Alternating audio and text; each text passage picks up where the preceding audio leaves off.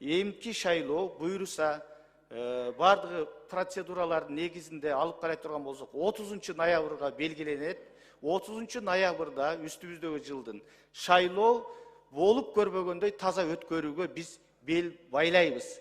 Буга барыбыз аракет кылышыбыз керек. Эч качан жарандардын, шайлоочулардын добушун мурдагыдай жол менен алдоо, сатып алуу, күч көрсөтүү менен эмес, чыныгы өзүбүздүн позицияларыбыз менен, программаларыбыз менен элдин добушуна ээ болушубуз керек. Бул бир. Экинчиси, урматтуу депутаттар, ошондой добуш берүүдө, добуш сатып алуу, ар кандай мыйзамдан сырт аракеттер болсо катуу жазаланат, жазага кириптер болот. Анан дагы маанилүү маселе. Мына азыр айтып атышат, президенттин батасын алыптыр, генералдын батасын алыптыр, төраганын батасын алыптыр деп ушундай сөздөр болот. Бул сөздөрдүн баары калп, жалган. Президент эч кимге бата бербейт, төрага да бербейт, урматтуу генералыбыз да бербейт. Батаны эл берет. Элдин алдына баралы. Эл берсин батаны. Эл алдына шайлоого баралы. Эл кимди тандаса, биз ошого макулбуз. Баарыңыздарга төрага катары чын дилимден ыраазычылык билдирем.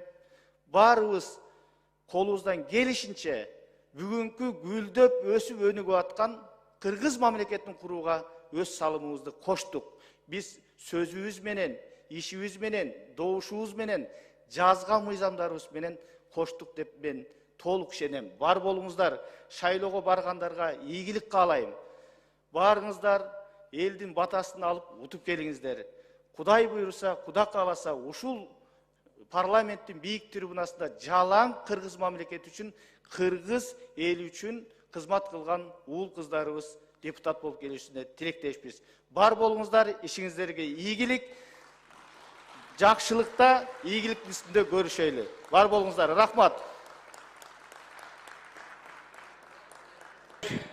Фойеге барып сөткө чыгып коюп, фойеге түшүңүздөр.